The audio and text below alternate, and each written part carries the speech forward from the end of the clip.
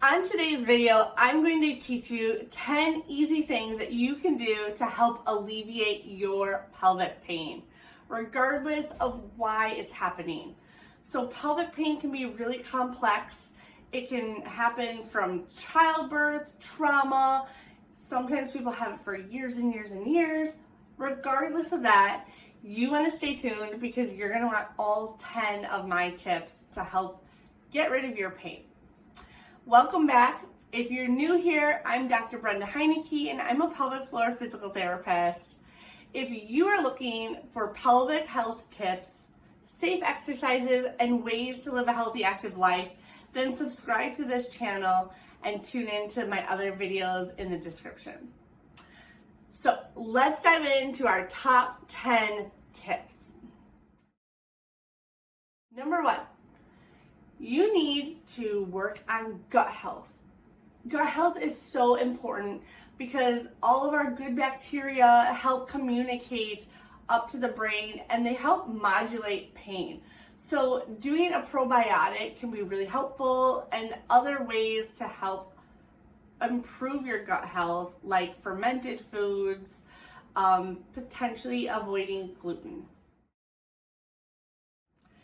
Changing your lubricant can help alleviate pain, especially if you aren't using a really good quality lubricant. A lot of lubricants on the market really have bad chemicals in them and aren't pH balanced, and they also don't have the correct components that just help mesh with our natural environment.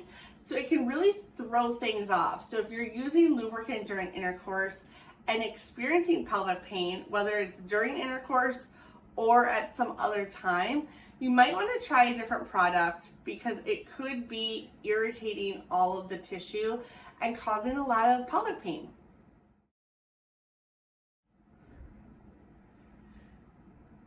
I know. Who would have thought diet would have such a factor in pelvic pain?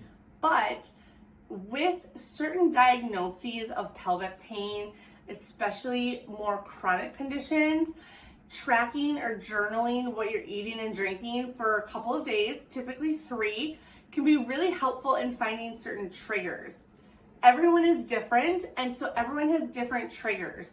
But for example, citrus might be a really irritating factor for your body and exacerbate pelvic pain. So if you track for 3 days everything that you're consuming, then working with someone trained in this, you can start to see patterns. So maybe it's every time you have something citrus, your pain flares up.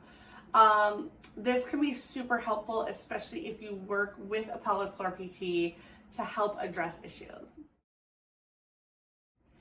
Getting rid of scar tissue is also a top tip of mine because if you've had any kind of trauma to the area or a vaginal delivery and you have scar tissue, it can be really painful. If that's not the case, then skip ahead to the next tip. But scar tissue can be such a big factor for pain, and so you want to be able to get rid of it right away as quickly as possible. If this is years down the road, don't worry, it's not too late. You can do this working with a pelvic floor PT, or you can also do a little bit yourself. So you can use a finger, an applicator, like a tampon applicator, or even a pelvic wand, depending on how much leverage you need. But you're just going to start with applying gentle pressure on that scar tissue, and that kind of helps break it up. I'll link to a video in the description about perineal massage that'll give you a lot more detail on how to do this. So check that out if you think that could be the case. Who doesn't want better sleep? I know I would love more sleep, but sleep is also really important if you're experiencing pelvic pain. The reason behind this is during the time that we're sleeping, that's when our bodies are repairing and healing. So if you can focus on getting good, consistent, good quality sleep, that can help improve your pain. I know it sounds crazy, but aiming for at least 8 hours a night as a minimum and really making sure that you can do a bedtime routine or something like that to help you sleep better and so you're not waking up. This can really also bring your pain levels down. An exercise that you can do anywhere at any time that's going to help alleviate your pelvic pain is belly breathing, also known as diaphragmatic breathing. But this is where you're utilizing the diaphragm to breathe, and that in turn helps relax and release the pelvic floor muscles.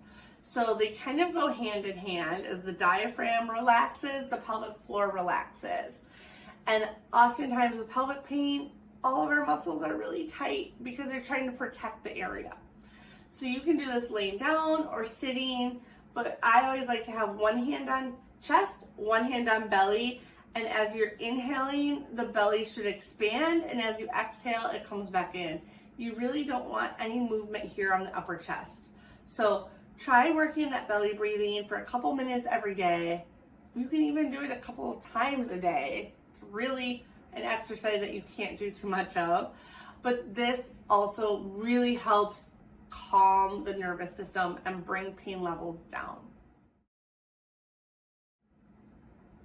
Speaking of calming the nervous system, quercetin is a supplement that helps decrease inflammation. So with pelvic pain, our body is often in a state of inflammation, and that makes pain worse. So anything we can do to calm that and bring the inflammation levels down is really helpful. So quercetin is an over-the-counter supplement that you can do to help with that. And it's something that we use a lot of with our clients and have really great success with.